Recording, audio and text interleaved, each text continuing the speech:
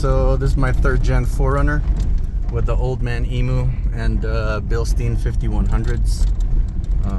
Doing a little bit of light driving over here. Let's see where this goes. So far I'm very happy with it, and you know, the roads get to go out on the side of the mountain.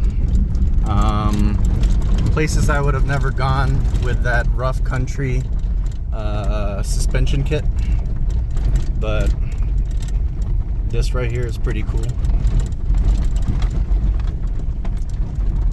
And very satisfied. OME and Bilstein 5100 combo.